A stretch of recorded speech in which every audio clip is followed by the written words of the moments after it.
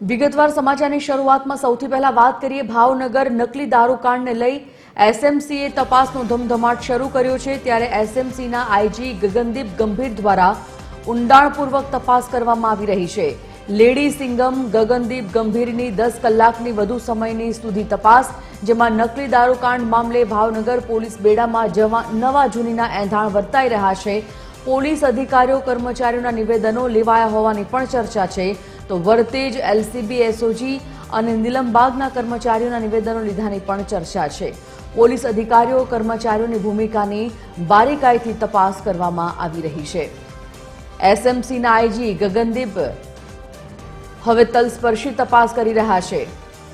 ઊંડાણપૂર્વક તપાસ આઈજી દ્વારા ચાલુ કરવામાં આવી છે।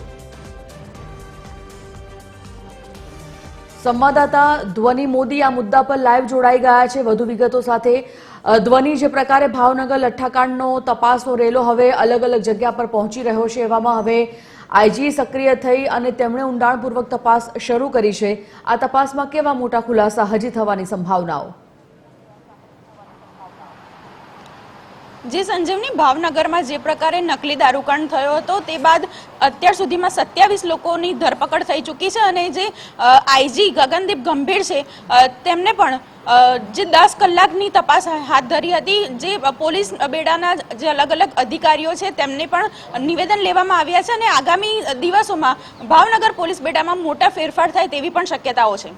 જી સંજીવની, ધન્યવાદ ધ્વનિ આ સમગ્ર માહિતી માટે। તો આઈજી ગગનદીપ એ તલસ્પર્શી તપાસ હાથ ધરી છે। 10 કલાકથી વધુ સમય સુધી આ તપાસ હાથ ધરવામાં આવી। નકલી દારૂકાંડને લઈ એસએમસીની તપાસનો ધમધમાટ હવે શરૂ થઈ ગયો છે।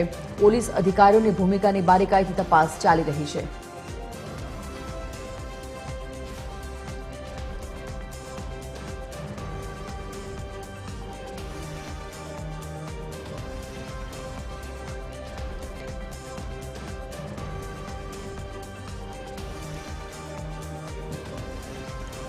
તો નકલી દારૂકાંડને લઈ એસએમસીની તપાસનો ધમધમાટ, સ્થાનિક પોલીસની શંકાસ્પદ ભૂમિકા સામે સવાલ ઉભા થઈ રહ્યા છે।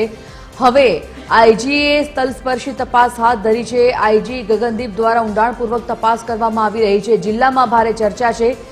ગગનદીપ ગંભીર દ્વારા ઊંડાણપૂર્વક તપાસમાં શું ખુલાસાઓ થાય છે જોવું રહ્યું। મેરેથોન પૂછપરછ 10 કલાકથી વધુ સમય સુધી ચાલી છે। તેઓએ જે પોલીસ અને કર્મચારીઓની પૂછપરછ હાથ ધરી છે, એવામાં વરતેજ એલસીબી એસઓજી અને નીલમબાગના કર્મચારીઓના નિવેદનો લેવાયા છે। પોલીસ અધિકારીઓની ભૂમિકાની બારીકાઈથી તપાસ ચાલી રહી છે। ભાવનગર પોલીસ બેડામાં નવા જૂનીના એંધાણ વર્તાઈ રહ્યા છે। પોલીસ અધિકારીઓ અને કર્મચારીઓના નિવેદનો લેવાયા હોવાની માહિતી પણ સૂત્રો દ્વારા મળી રહી છે। સ્ટેટ મોનિટરિંગ સેલની ટીમ દ્વારા સઘન તપાસ ચાલુ છે।